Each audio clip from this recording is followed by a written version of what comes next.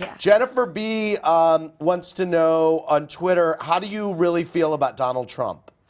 I adore Donald. Do you know, smart. Yes. No one gives him credit. I did Celebrity Apprentice. I thought, ugh, Donald. And Right. then you go and you do Celebrity Apprentice and you realize this is so smart, so professional. I think he's terrific. I think he would have made a great president. Really? Because he's a businessman. He would have walked and said, okay, now what do we have to do? Right. All right, you do this, we'll do this, let's do it. He's smart. You've always been cutting edge, which means something different in 2012 than it did in this clip when you were starting out in 1966. Take a look. A lot of people thought I wouldn't get married because I don't know how many of you here are in show business, but it's very hard really to meet anybody in the business because everybody you meet is either married already or a dancer. And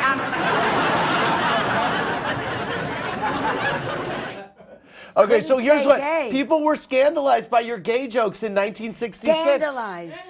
My first album was called Mr. Phyllis and Other Stories. It was by my hairdresser, and people said, Mr. Phyllis?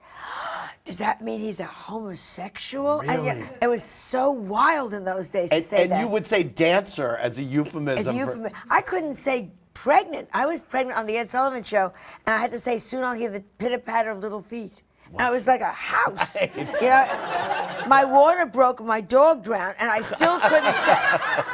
I couldn't say I'm pregnant. Has the Kennedy Center recognized you yet? Are you out of your mind? Nobody ever recognizes That's me. insane. No way. You are a legend. You're an institution. No way. They never will recognize me. Why do you think that? I'm too outrageous. Really? And I don't play the game, Right. and I say what I think. You know that. Right. And I must have insulted everybody at one point. Right.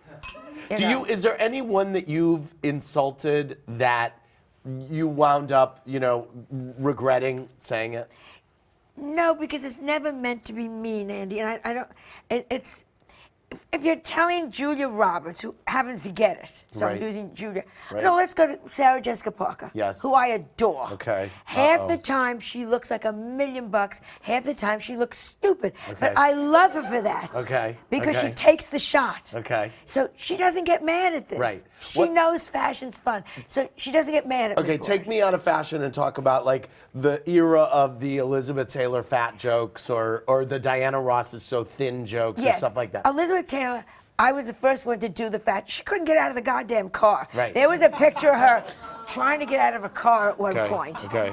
And so I mentioned that, she had to, she put herself in a yellow slicker and 7 school kids tried to board her. And I said, she was a heavy one. But she was friendly with my friend Ronnie McDowell, and I said, if it annoys her, I'll stop. Right. Because you don't want to hurt anybody, Yeah. for God's sakes. Right. And she said, tell your friend Joan Rivers, it doesn't bother me where I live. There you go. Because she thought she was Right. gorgeous. Did you hear from anyone ever who said, you got to stop, this is killing me? Willie Nelson? Willie Nelson's daughter. About- I used to do it. He was he still is. Pothead. Pothead, and he used to urinate out the windows. Okay. Yeah. In He's his a country day. guy. He was a country Right, guy. And, so I said he wore a Roach Motel around his neck. And she wrote me a letter saying they're laughing at me in school. Came out of the act, and that done. Immediate, Not right. there to make a little girl be unhappy. Wow. So you don't have to hurt anybody. Right. But if you're making $25 million a movie and I don't like your dress, that's not tragic. Yeah, right. Exactly. Yeah. It's true. Joan just got back with her grandson Cooper. She went around the 13 colonies. You're working in Washington D.C. right now on Parks and Rec, or you were? They were. They I were. wasn't, You were. they were, But but- you think Washington D.C. is haunted? I heard. We went. They gave us a tour of the Ford Theater at night. Yeah. And it was just very scary. Really? Because Lincoln, was there. And, He was there. yeah, and he should not have been there. He was gay because I was around at that point, and I wanted to sleep with him. Did Abe Lincoln used to come see your act Abe in the village? Lincoln loved me, and I said, take off the shawl, which should have given me a hint. But I said, come to bed. He said, no, being gay. He said, I'm going to the theater. And that's what happened.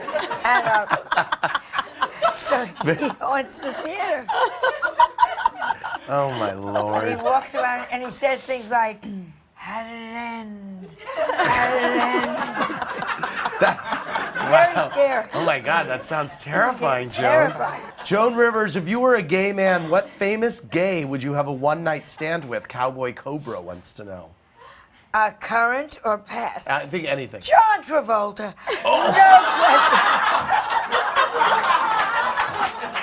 But he'd have to wear the wig. Oh, he'd have to wear the wig? Okay, very good. If he were gay. Joan, I've Thank asked you. a lot of people that we've had in this question before. I wonder for you, has there been a moment in your career or a gig that you've had that you consider, looking back on it, or maybe at the time you even thought this, to be the biggest gig of your life or the biggest moment of your career where you thought, wow, this right now is, I think, the biggest? Okay. Truthfully, I know one, I always think it's yet to come. Okay. That's I love that yet about you, to and I think come. that's part of what keeps you going, Yeah, right? yet to Yeah. come. It's ahead. It's ahead. But the time I won my Emmy, For your daytime show. for my daytime show, in our business, it was the one thing they couldn't take away from me. They can take your whole career away. They cannot take my Emmy away. And I remember when I got Cheers it. to that. But I remember when I got it. Cheers. But you know what I'm saying? And I remember saying, you can't take this from me. I can And- pawn it, but you can't take it. And for a little backstory, I think the reason that was so poignant was you had come out of a real career low. Your husband. Had committed suicide. I'd been fired from Fox. Johnny Carson wouldn't let me back. I didn't do late night for 21 years. Not Such a only late night, but you were banned all band, over the place. Banned because You- Carson said I had left him. You started from the ground up again after getting your own late night show, Yeah. this huge thing, went on controversial, or some would say, wow, why is she doing this? Went back on Hollywood Squares because you needed the money. It went back into little village clubs with 20-year-olds, and I was in my 50s. Oh, Wow. yeah, it was a rough time. Then did Hollywood Squares, then got the daytime show, and then through all that, won the Emmy.